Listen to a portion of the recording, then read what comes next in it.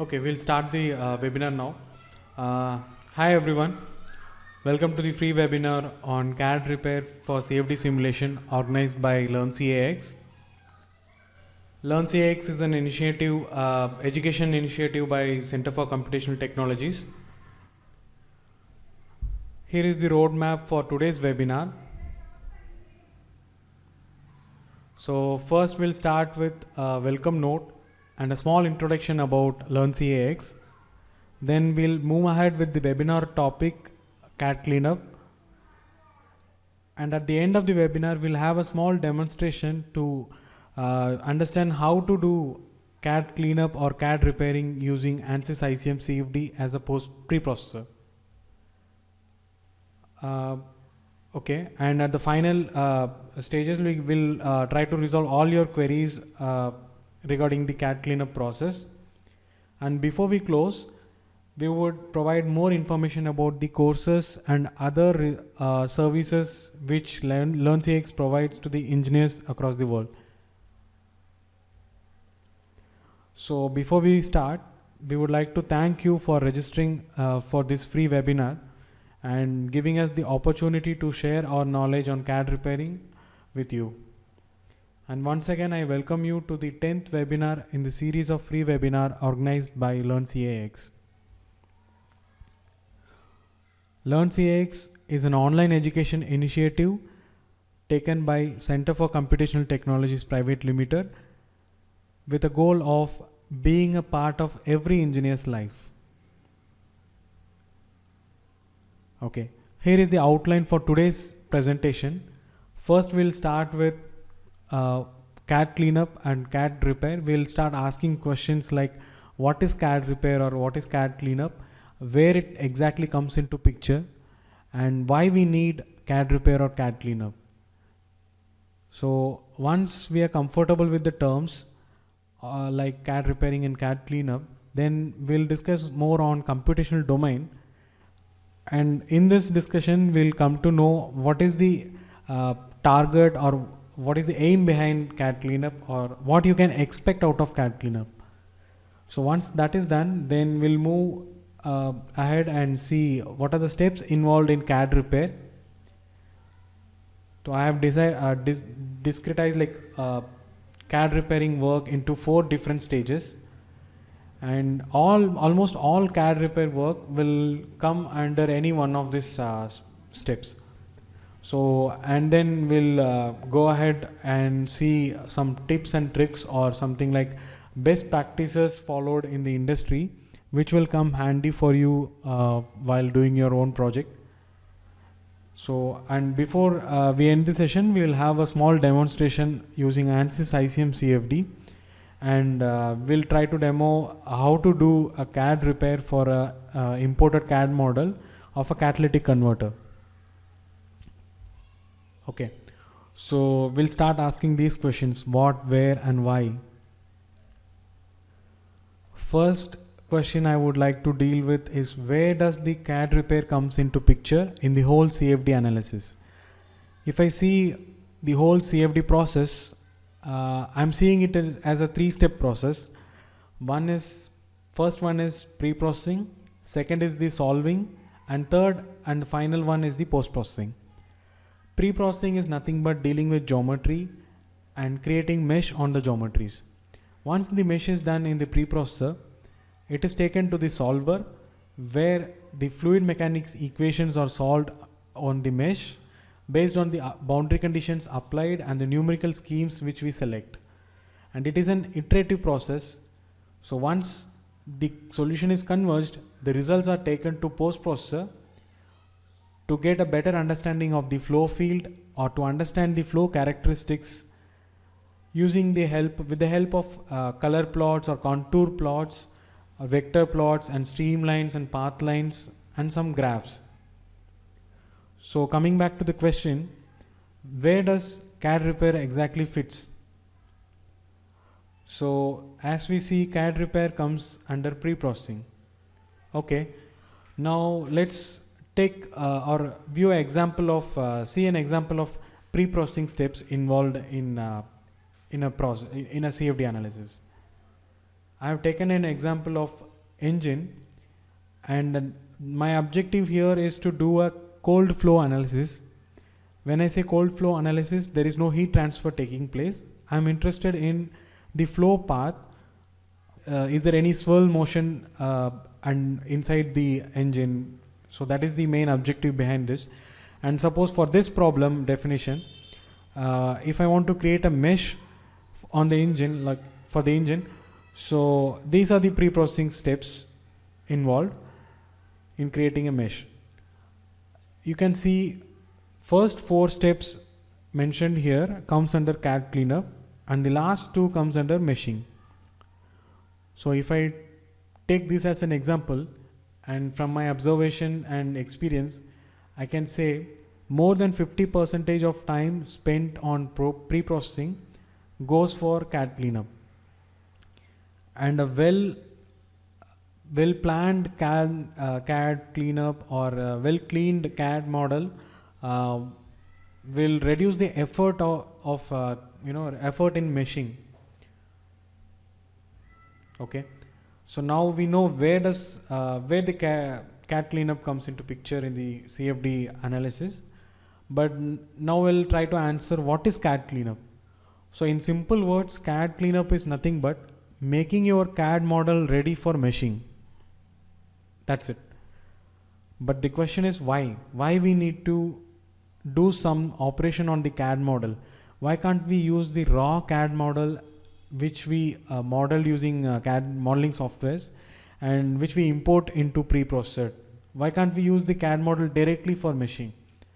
Because most of the CAD model which we get from the client is full production model, and it has more unnecessary details which will not take part in the flow physics at all. So we need to do some operation to make it ready for meshing and then for analysis. For example, let's take a aircraft, and suppose I want to study aerodynamic forces exerted by the surrounding atmospheric air on the surfaces of aircraft. So the CAD model which I got, which is shown in the left side, is a bit, it's a pure production model, and it has more information than what I require for this particular study. When I say unnecessary details, it includes cabin, seating arrangements inside, and supporting structures of the surface, fuselage body. So these information are not required for me at all. What I need to conduct an external aerodynamic study is just the surfaces which are in direct contact with the atmospheric air. So I need to separate these surfaces from the complete CAD model, or in other words, I need to remove these unnecessary details like seatings and everything. Having said that, these unnecessary details will vary from problem to problem. For example, in a similar aircraft case, the CAD model contains both wings and outer surfaces, engine and the seating arrangements inside. But now the problem or the objective of the study, CFD study, is HVAC, internal cabin HVAC. So in this case, the unnecessary details becomes the outer surface and not the seating arrangements. So the computational domain is just the cabin, seating arrangement, and the HVAC ducts at the top. So this computational domain varies from problem to problem. So in both the cases, we require CAD cleanup or CAD repair process to convert this to this. But what differed here is the problem definition and the computational domain required for this problem definition. So it is very clear, before we go deep into CAD cleanup or CAD repairing process, we need to understand what is the requirement of CAD cleanup, or what is the final target which we are looking at the end of CAD cleanup. So what you can expect out of CAD cleanup. So for that, we need to discuss more on computational domain. which is nothing but the area of interest where we are going to create mesh and solve equations. So first we'll start with one of the internal flow example. In most of the cases, we would like to analyze only part of a component, only a component out of a complete system. For example, the case shown here is an automobile air conditioning system, and suppose the objective is to identify the temperature change across the compressor. So what I would like to do is, like, first thing is I would isolate the compressor out of the complete system, but the real question is, where should I start my domain and where should I end my domain? Where is the inlet or where is the outlet of the domain? So the answer is very simple. The inlet and outlet, or any boundary for that case, should be chosen in such a way that you know some values or variables on those boundaries. For example, in this case, I am measuring the pressure and the temperature using pressure gauge and temperature gauge at this location. So I cannot choose the inlet here, like shown in the top right corner.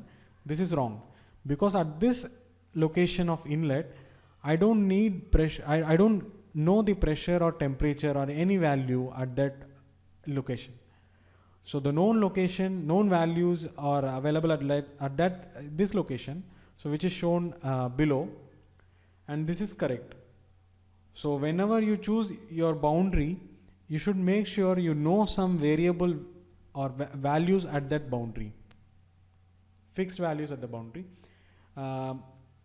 So even if you choose a wall, you know something like velocity is 0 at the wall, or heat transfer phenomena at the wall. Okay, now we talked about like internal flows. Let's move to external flows, because internal flows, in internal flows, choosing your domain is not that problem, because your domain wall will define your domain, so computational domain. But in case of external flows, you're interested in studying about the flow around these objects, so you have to build your computational domain around the CAD model which you receive. So if this is the actual truck and this is the simplified CFD model or CAD model for the truck, what we are going to do is we are going to build a computational domain around it, cuboidal or rectangular box around it, and we say it is atmosphere, and the bottom surface is the ground or road. So we'll place the box in such a way that it is, suppose L is the length of the vehicle, H is the height, and W is the width of the vehicle. So the box would be placed in such a way that the vehicle has A times L. Will define what is A and what is B. These factors will be decided, we'll discuss later. But let's say some X times or A times length of the vehicle at the front, B times length of the vehicle at the back, and similarly C and D times the width and height at the side and the top. So that's fine, that's fair. But what are these values actually? A, B, C and D. So okay, should we pick it random? Okay, let's try. Let's start with some values, random values which I like, and let's see how it works. So I did a simulation, and at the end of the simulation I do post process and see contour plots in the mid plane or across some cut section across the boundary, across the domain. So it shows some velocity gradient crossing the boundary, which is not desirable for CFD simulation. So what we need to do is we need to reconsider these values and increase the domain size in the direction where we saw gradients. So this is a different case than truck, but the concept is same. So how how to confirm or check whether the domain size which you have chosen is sufficient enough or not, how big your domain size should be. So it's like this. Once the simulation is done, you do post process and see the velocity or pressure contours, and if you see any gradient or any change in values across the boundaries, you need to consider increasing the domain size.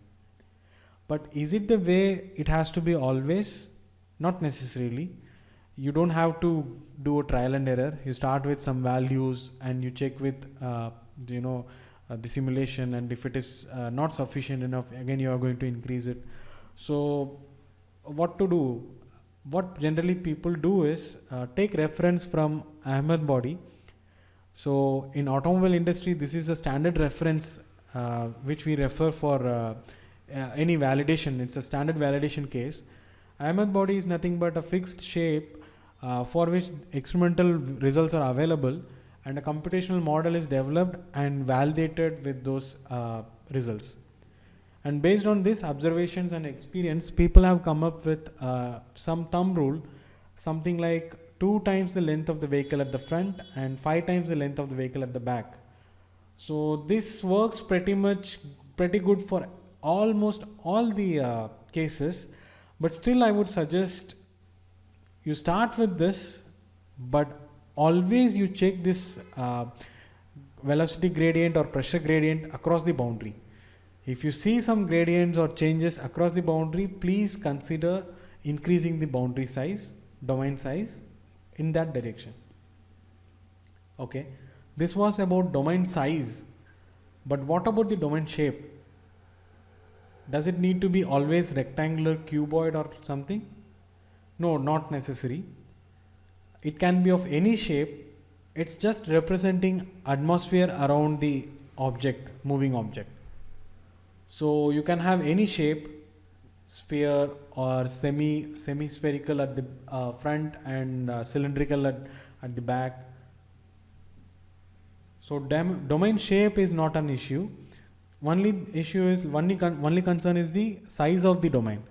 So you should choose your domain accordingly, like you don't see any velocity gradients. Why I say velocity gradients or pressure gradients? Because in other words, your domain should be far enough, your domain boundaries should be far enough such that it's not affected by anything, any flow physics happening inside, any changes happening inside the domain. Okay, let's see some practical cases available, and this time I'm choosing a different regime. Maybe these cases, these domain shapes shown here are well suited for subsonic flows, but when your flow goes beyond Mach 1 and like supersonic or hypersonic flows, look at the vehicle and focus on the nose of the vehicle. The actual domain, computational domain, which is meshed here, starts just before the nose of the vehicle, because in hypersonic flow the flow is already fully developed and things happen once it hits the object, and there will be a small bow shock at the nose in this case, and just before the nose, and anything upstream of that flow is not going to take part in the flow physics at all. So your computational domain in the upstream direction is of no use. So yes, when your flow regime changes, you have to use your computational mesh in places where the flow physics actually happens. So that was about hypersonic flow or flow regime, and now we will come to angle of attack. So if you want to analyze or study your aerodynamic forces for let's say for different angle of attack, you're not going to create different mesh for different cases. The mesh will be constant. Before that, what is angle of attack? Angle of attack is nothing but the angle with which the missile or aircraft approaches the air. So that is angle of attack. So for any angle of attack, the mesh remains same, but the domain should be chosen such that for any angle of attack, your gradients, Mach number or velocity gradient, doesn't disturbs your boundary at all. Across the boundary, the values doesn't changes. Okay, so that was about external flows, and here comes the part of reducing the effort involved in meshing. So always you have to look for a repeating pattern or a minimum possible domain where you can mesh and copy rotate it or translate it to create mesh for the complete domain. This is irrespective of whether your flow is rotationally periodic or your flow is symmetric in nature. It doesn't matter for meshing. What you're going to do is you're going to choose such a domain which is periodic rotationally or symmetric or translationally periodic, and create mesh, a nice quality mesh only for that periodic domain, single passage, and then rotate the mesh or copy rotate the mesh and create merge the mesh to create complete fluid domain which is meshed, and then take it to solver. So even it doesn't matter for meshing whether your flow is periodic or not, or symmetric or not. It is sufficient if your geometry is rotationally periodic or symmetric.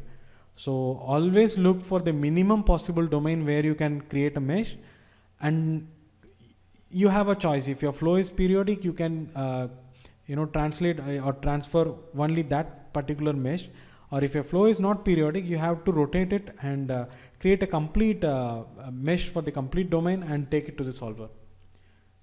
So as I said, not only periodicity, geometric symmetry will also come handy for meshing.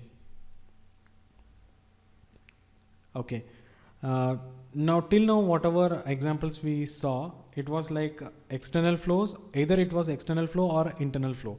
Now here comes a part of heat transfer which will force us to model more than one zone, or solid, fluid, and sometimes internal flow and external flow. For example, let's take a case of pipe wherein it is exposed to air of 20 degrees Celsius, and it is carrying water which is going inside the pipe here and comes out here, and water is entering the pipe at 70 degrees Celsius, very hot, and coming out.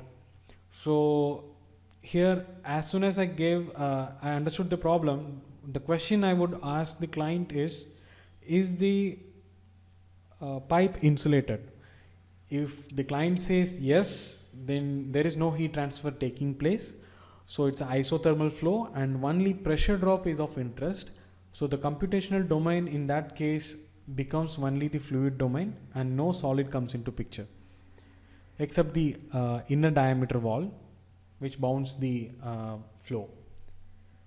But suppose the pipe is not insulated, and in that case I would again ask the client or ask myself, do I know the heat transfer coefficient between the pipe and the outside temperature?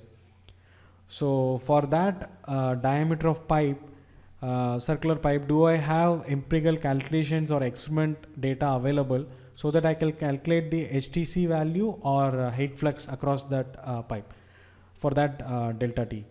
So if I say yes, I can calculate the HTC value, or if I know the HTC value from experiments, I don't need to model the surrounding air. I'll just apply convection boundary condition in Fluent, or for that matter any solver will have heat flux boundary condition which can be calculated using HTC value.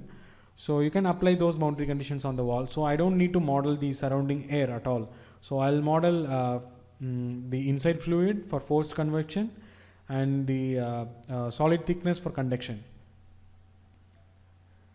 Suppose if I don't know the HTC value at all, but still I want to calculate the temperature drop at the outlet. So what I'll do is I need to model the surrounding air also. So I'm choosing the shape of cuboidal. It can be spherical also. It's not a spherical cylinder also, doesn't matter. But the point here is, if you look at the location of pipe inside the box, it is placed in such a way that more portion of the box or atmosphere is above the pipe and very less portion of the box or atmosphere is below the pipe. This is because natural convection is going to take place around the pipe, and so natural convections will start just at this, just below the pipe, and anything much below the pipe is of not of use. So I'm just making sure I'm placing more mesh count or more mesh above the pipe and not below the pipe. Okay, so I guess we know the target, or we know the aim if we know the computational domain. So using CAD-Repair steps, I can create a computational domain. So now we'll move into CAD model, or I would say steps involved in CAD-Repair. First step is creating CAD model. In some cases, the client might not have CAD model readily available, or in some cases you might have to refer CAD drawing and create a geometry for meshing, or in some cases you have to go to the site and take measurements and create a simplified geometry for meshing. In this case, there is no need of CAD repairing, because you are creating the geometry in preprocessor. ICM CFD has the capabilities of creating geometry. So you're going to create geometry in preprocessor, so you don't have to rework on CAD repairing. So you know the computational model, and you're going to directly create the computational model required for meshing. But in case of when you get the CAD model and from some modeling software and you want to import it in pre-processing software, then CAD repairing comes into picture. So there are two ways you can import a CAD model into preprocessor. One is native file format, and the other one is neutral file format. Native file format is nothing but when you prepare a CAD model in ProE or SolidWorks or CATIA, so they have their own native file format, which you can import it in your preprocessor if it supports the interface. And then the neutral file format is nothing but IGS file, step file, or parasolid file. And when you import this CAD model into your preprocessor, only the surface gets imported and not the volume. You might have created solid model in your CAD modeling softwares, but in case of if you are importing the CAD model into your preprocessor, only surfaces will get imported and not the volume. So your volume will be created as a mesh in preprocessor. And I would also like to highlight one more thing. It's always a good practice to import the geometry in millimeters and not in meters, because in millimeters the advantage what we get is you can work with very low numbers, low digits or decimals also. Like I can work with very fine mesh near the wall, so that there will not be any round off errors because of the very fine distance of the mesh near the wall. So always try to import the CAD model in mm. Okay, that was about importing the CAD model. Once the CAD model is imported, you're going to extract the domain from the CAD model. So for example, here is a CAD model of control valve. First step is, once the importing CAD model is done, first thing I would do is I would understand how this device works. Where does the fluid enters and where does it goes out of the domain, and what are the surfaces it touches on the way. So this will give us a clear idea about what is the fluid path and what is the flow domain, so in which I'm going to create mesh. So in this case, this is the flow domain. And one more thing, if you look closely, like the CAD model didn't include the inlet pipe and the outlet section, outlet pipe, extended pipe. This is required for applying, this is required for CFD purpose. You need to create a pipe. So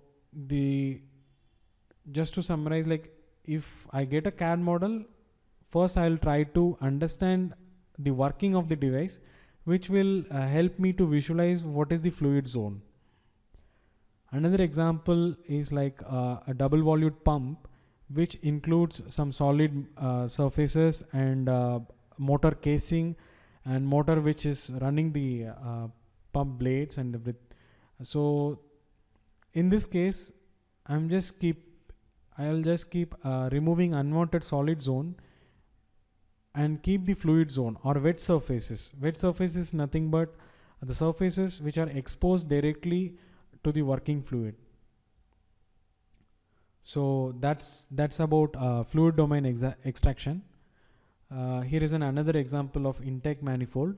So you're just removing the unwanted solid surfaces, and you'll end up with the wet surfaces or a fluid zone. Okay, so that was about importing the CAD model and extracting the fluid domain out of it. But the basic requirement for creating a mesh on a geometry is you should make sure the geometry is watertight. So what I mean by watertight is there are some leaks or holes or gaps in the geometry. So that needs to be closed before we go for meshing. So what are the possibilities we get a leak or hole in the geometry imported? One is boundary surfaces. These surfaces like inlet or outlet are not actually present in the CAD model. These are virtual surfaces created for CFD analysis purpose, so as to apply boundary condition on those surfaces. So these virtual surfaces needs to be created in the preprocessor, so that we'll close this with inlet and outlet and make it a watertight geometry. And there are some cases like when you import the CAD, there might be some import error through which it might happen keys your preprocessor is not able to understand the definition of some surfaces. Some surfaces might go missing. So in this case, you have to look for those gaps and fill these gaps before you go for meshing. So in this case, I'm showing a mannequin and whose surface is missing after import. So what I'll do is I'll just stitch or fill the gaps between these surfaces before I proceed for meshing. And the other case where we end up with we need to work for watertight geometries, intersecting surfaces or trim surfaces. When you have more than one surfaces intersecting each other, or as in this case, you see the surfaces of hand of the mannequin is some part of the hand is going inside the body, and it is actually outside the fluid domain. So these surfaces needs to be trimmed and deleted from the fluid domain. So if you ask me, is this can we skip this step?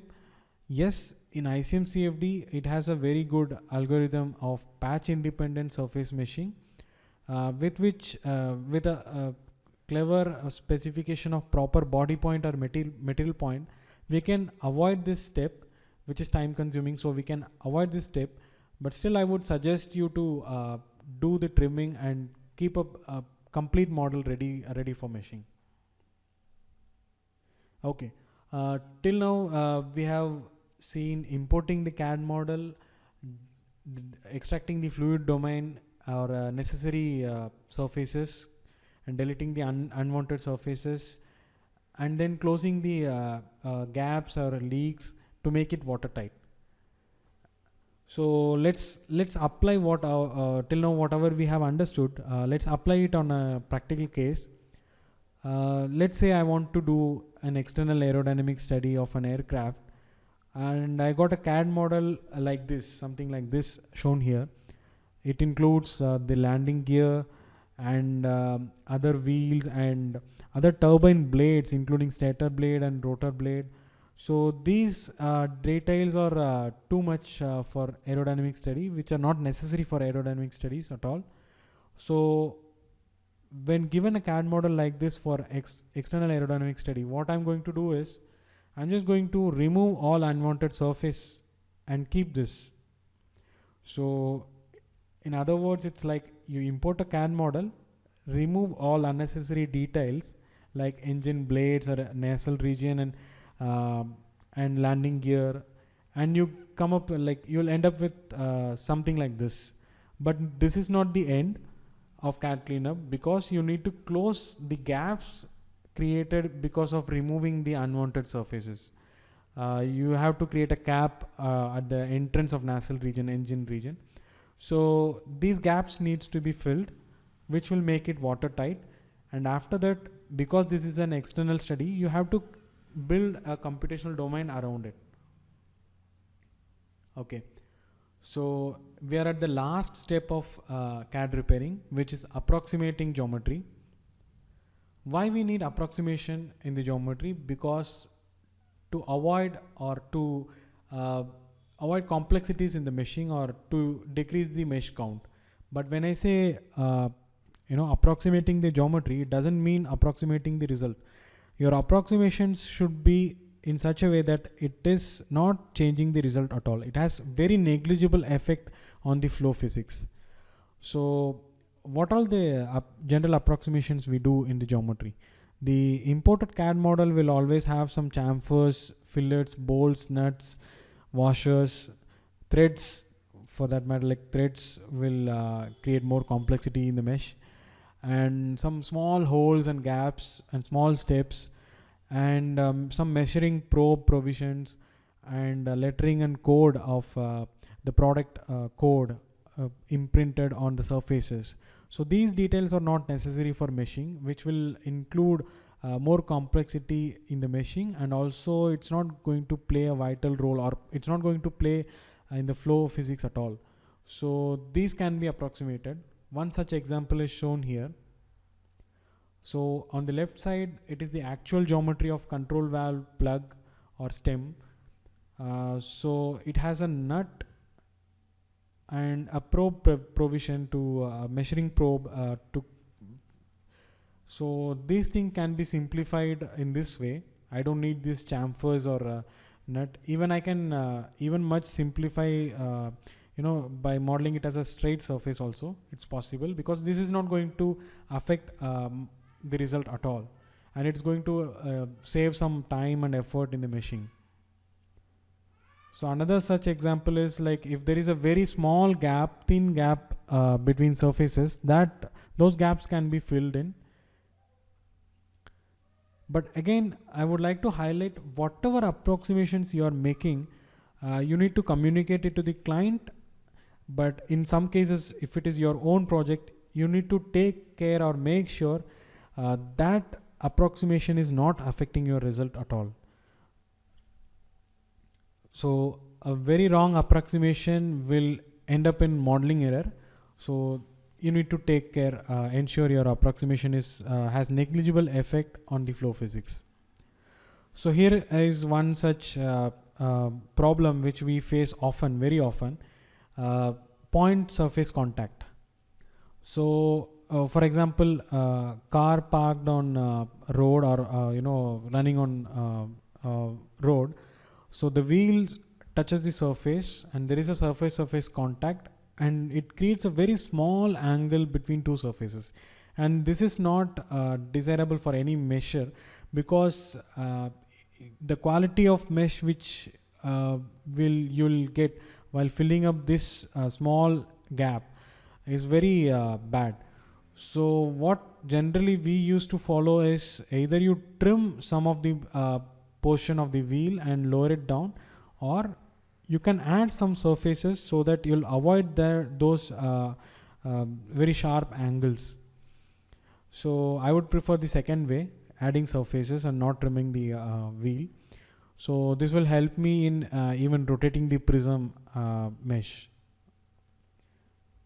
Okay, so now we are done with CAD repairing steps. I'll give some tips or best practices followed in the industry. So first is like let's see part naming. Actually, this is very important, but most of the times it is not given that much importance it deserves. Actually what happens here is, like, when you import the CAD model into your preprocessor, all the surfaces are coming named under one part or one name. So you have to name your surfaces according to your boundary type. For example, if this is the surface through which the fluid is coming into the domain, then I'll call it as inlet. And if this is the surface where the fluid is going out of the domain, I'll call it as outlet. And if there is a surface which will not allow the flow to pass through it or across it, so then I'll call it as wall. And in some cases, if the flow is symmetric, then there is a symmetry, plane of symmetry or symmetry boundary condition, and where across which there will not be any relative motion between the fluid layers. So based on the boundary type, you have to rename or name your surfaces. But this doesn't end here. Not only boundary type, the boundary value will also play a role in naming the surfaces. For example, if you have more than one inlet, and fortunately you have both the inlets with same velocity of fluid coming inside, so you don't need separate names for both the inlets.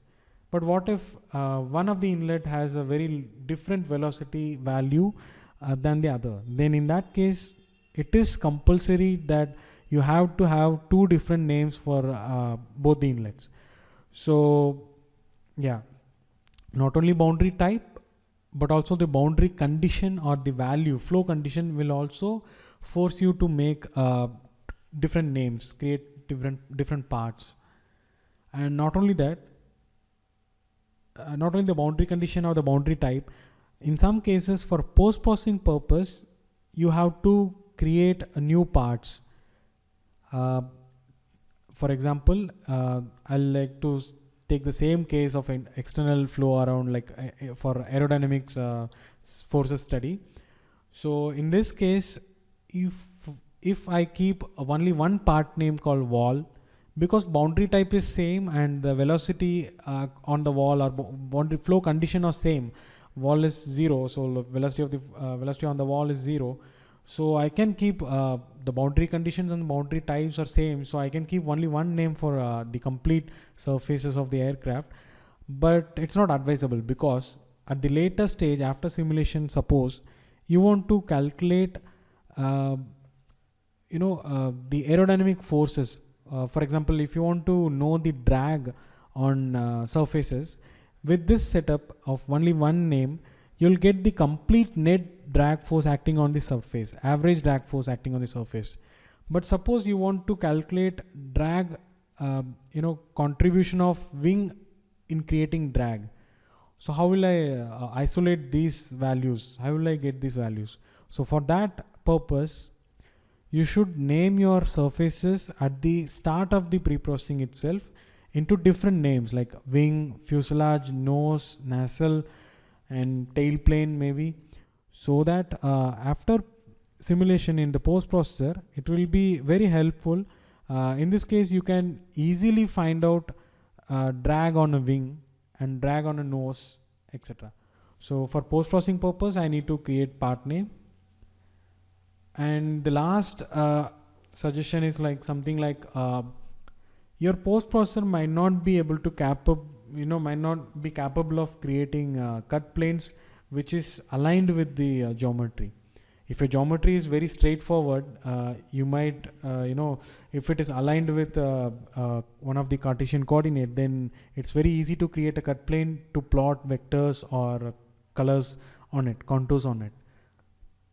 But in this case, the case which is shown here, the pipe is very curvy in nature, and you're going to create a mid plane. Without this mid plane, you cannot visualize what is happening inside. What is the flow? How is the flow characteristics inside the pipe? So, and this mid plane cannot be created in post processor. So what I would suggest you is create surfaces which are aligned with the geometry and mesh it and apply a boundary condition called interior and take it to the solver also. solve it and take it to the post processor. This mid plane will be available in the post processor, on which you can plot contours or vectors. Okay, so now we are at the end of this webinar. So before we go for a demo on how geometry works, how to do CAD repair or CAD cleanup on a imported catalytic converter, which we are going to see in some time. So I would like to ask if there are some queries till now in the presentation or in general in CAD cleanup. You can post your queries in the chat window so that we'll try to answer those queries.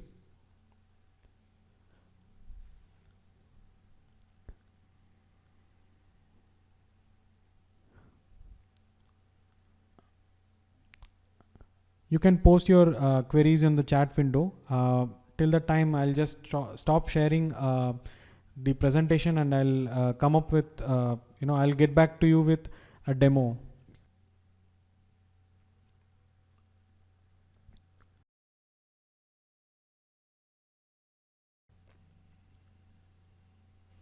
Okay, I got one question. How to select size of computational domain for different geometry, or is there any formula? So as I said, I'll go back to this slide. How to select the size of computational domain? This question is more suitable for external flows. So for example, in this case, okay, the question is like how to select the computational domain and for external flows most likely. So the answer is something like this. There is no fixed formulas or anything to calculate the size of the domain required. It's just you go with a thumb rule or based on experience or observations till now. And again, you have to, after simulation, you have to check with the contours, and if you see any gradient crossing the boundary, you have to increase the computational domain. So computational domain is mostly fixed for the internal flows. It comes, the question comes into picture for external flows. So yeah, that's what I feel. There is one more question, like how can I mesh in combustion phenomena? I guess that is a bit irrelevant, like not matching with this webinar, but still I would like to, you can post this query to info@learncax.com. I'll show you at the end of this session, and we will get back to you. We have a separate technical support team which will address your queries at the earliest. So now moving back to ICM, demo on ICM. I guess I hope everybody is able to view the ICM window. You don't have to open your ICM window on your machine. It's just the demo which I'm going to show you. So first, what I'm doing here is I'm importing the geometry, and the geometry is in parasolid format, which is a neutral file format. I'm selecting the file and click open. Okay, now it asks for the unit in which I need to import it. As I said earlier, I'm going to select millimeter and say apply. So it will take some time. It is reading the definition of all the surfaces. Okay. First I'll change the working directory.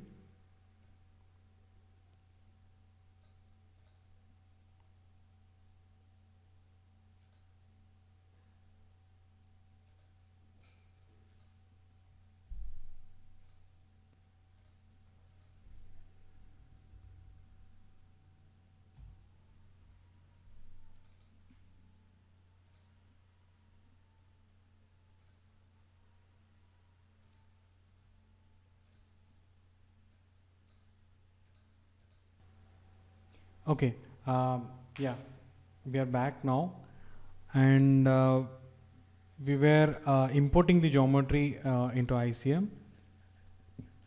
After importing, the catalytic converter or the model looks like something like this, and it has curves and points. So I'll put it in rendering mode.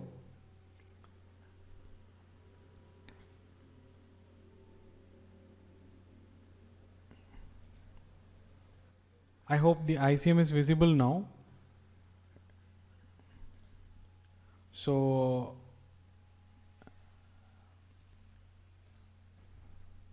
with this geometry imported in ANSYS ICEM CFD, okay. Yeah. Now we are back. Actually, we faced some issue. Now we are back. I hope you're able to view ICM CFD. Now we were importing the CAD model, and this is how it looks like. The imported CAD model of catalytic converter looks like this, and it has surfaces, curves, and points. So the first thing what we saw in the presentation was like import the CAD model and understand the device. Where does the fluid enters and where it goes and where it exits the domain. So here is the flow inlet. The flow enters here and exits through this pipe. So it goes inside and it goes through this converging section and goes out of this domain through this pipe. Okay, so now what is the next step? Removing unwanted solid surfaces from the complete CAD model. So what I'm going to do is, like, first step which we need to do is delete all the curves and all the points and keep only the surfaces. There should not be anything other than surface from the imported CAD model.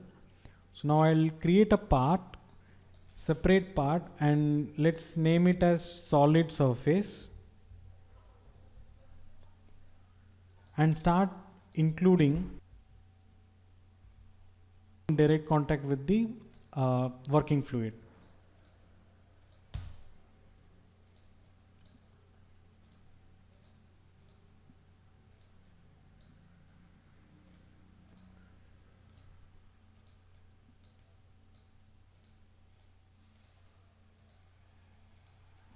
So what I'm trying to do is, like, I'm selecting all the surfaces which are not in direct contact with the working fluid.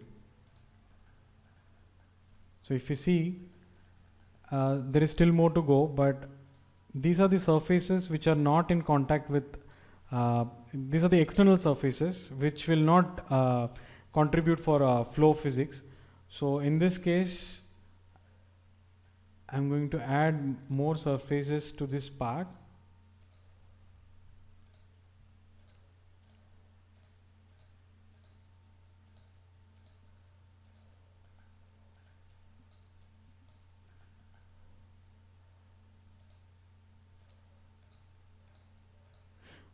It is a time-taking process. As I said, most of the time spent on pre-processing will be on CAD-Cleanup, and much effective and well-cleaned CAD will, that needs very less effort in creating a mesh on it. So don't worry if you're spending too much time on CAD-Cleanup. It's fine. It is going to reduce your efforts in meshing.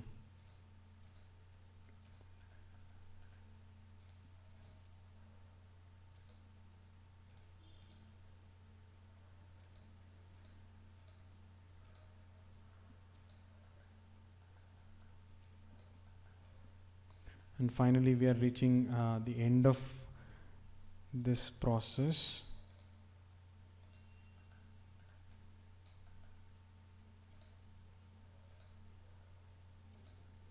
Yes. So now that we have separated the solid surfaces or outside surfaces from the inner wall, so what I'm going to do is simply delete all the outer surface and just keep the inner surface. So this is about fluid domain extraction. And the next step, if you remember from the presentation, it is making it watertight geometry. So how do I find where there is a leak? Because I can see there is a gap over here and over here. These are the boundary surfaces which I was talking about. So you need to create inlet and outlet, but this is a very small geometry, so you can locally go to each and every surface and find out where is the leak or gap. But what will happen if it is a complex engine, intake manifold, for that matter any geometry? So there should be some generalized way or easier way to find out the leak or holes. So the ICM CFD provides this option to us. Run build topology, and it will create curves and points on the geometry, and it will color the curves. So what it does is it builds the topology. Topology means connectivity between two surfaces, how things are connected to each other. So it will color the curve into red and yellow. Red means that curve is connected with two surfaces, and yellow means it is connected to one single surface. And a closed loop of yellow color means there is a gap or hole in the geometry. That's where you need to look for. So look for yellow color curves and try to close those holes. Okay, so here I'll rename it as inlet.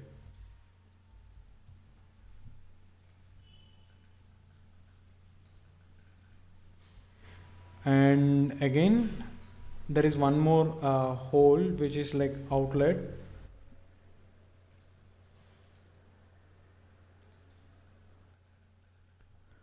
Yes, now we are at the final, almost nearing the final stage. So I'll rename it as wall. Now I have three surface parts. One is wall, inlet and outlet. But even after doing that, I can see some yellow color curves which are nothing but there are very small surfaces which I left to delete along with the outer surface. So I'm going to delete it now. So this makes it complete. Fine. Now this geometry is ready for meshing once you give the size of tetrahedral, and it's ready for meshing.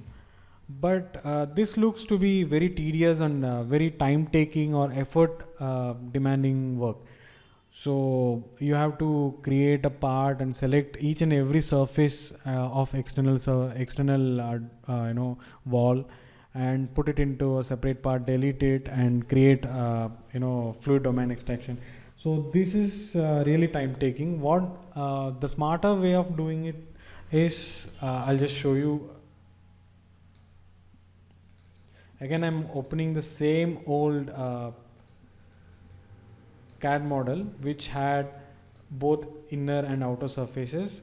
So as I said, first step would be deleting the curve, then second step would be deleting the point.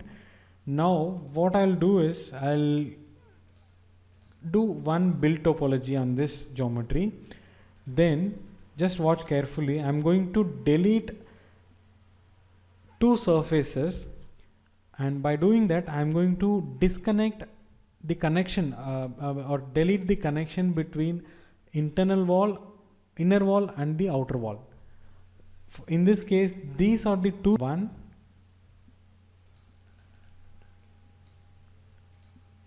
2.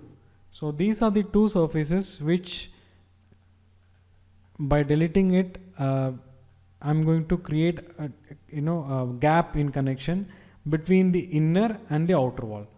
So once this is done, I'm going to create a subset.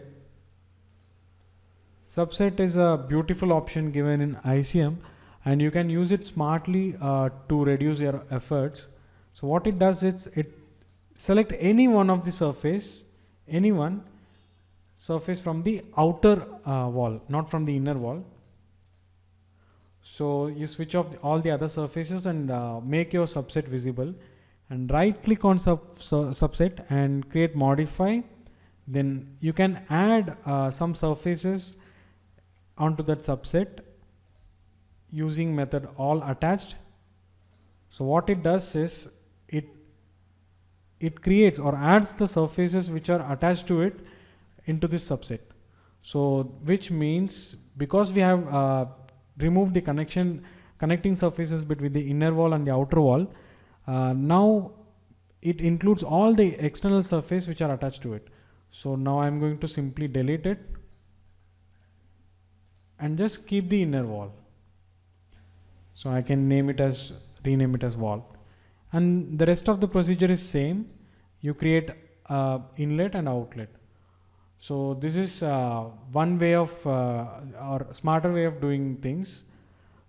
Yeah, that's what about this session. And